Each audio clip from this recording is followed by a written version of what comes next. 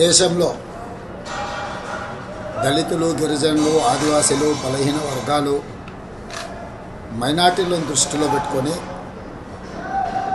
ఆనాడు డాక్టర్ బాబాసాహెబ్ అంబేద్కర్ గారు ఒక గొప్ప రాజ్యాంగాన్ని మనకు అందించడం జరిగింది.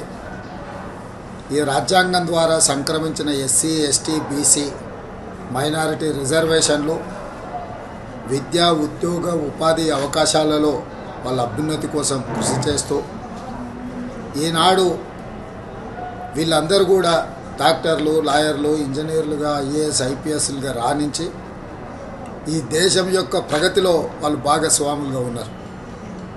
75 సంవత్సరాలు పూర్తి చేసుకుంటున్న ఈ సందర్భంలో ప్రజాస్వామ్యాన్ని పరిరక్షించి ప్రజాస్వామ్యాన్ని మరింత బలోపేతం చేసి ప్రగతి వైపు దూసుకెళ్ళి ప్రపంచ దేశాలతో పోటీ పడాల్సిన భారత్ ఈరోజు భారతీయ జనతా పార్టీ కుట్రలకు బలవుతున్నది. ఈరోజు భారతీయ జనతా పార్టీ దేశంలో 400 సీట్లు సాధించడం ద్వారా రాజ్యాంగాన్ని మార్చాలనే కుట్ర చేస్తున్నది. ఒకవేళ అధికారంలోకి వస్తే ఎస్సీ, ఎస్టీ, బీసీ, మైనారిటీల రిజర్వేషన్లు రద్దు చేసి రిజర్వేషన్ల రహిత సమాజంగా ఈ దేశాన్ని మార్చాలనే ప్రయత్నం చేస్తుంది.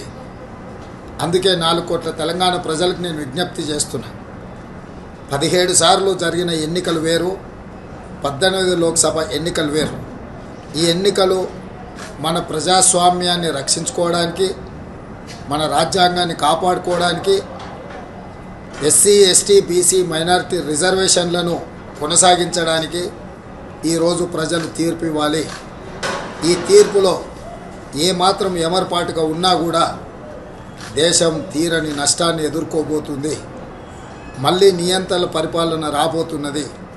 అందుకే తెలంగాణ సమాజం అందరూ కలిసికట్టుగా కాంగ్రెస్ పార్టీకి, శ్రీమతి సోనియా గాంధీ, శ్రీ మల్లికార్జున్ ఖర్గే గారు, శ్రీ రాహుల్ గాంధీ గారి నేతృత్వంలో ఎన్నికల బరిలో దిగిన ఇండియా కూటమిని గెలిపించడం ద్వారా ఎస్సీ, ఎస్టీ, బీసీ, మైనారిటీ రిజర్వేషన్లను కాపాడుకోవడం, మన రాజ్యాంగ స్ఫూర్తిని డాక్టర్ బాబాసాహెబ్ అంబేద్కర్ గారు ఇచ్చిన ఆలోచన విధానాన్ని ముందుకు తీసుకెళ్ళాలి. కాబట్టి మిత్రులారా, మీరందరూ కూడా కాంగ్రెస్ పార్టీకి అండగా నిలబడి 13 తారీఖు నాడు జరగబోయే ఎన్నికలలో కాంగ్రెస్ అభ్యర్థులను గెలిపించాల్సిందిగా మీ అందరికీ నేను విజ్ఞప్తి చేస్తున్నా.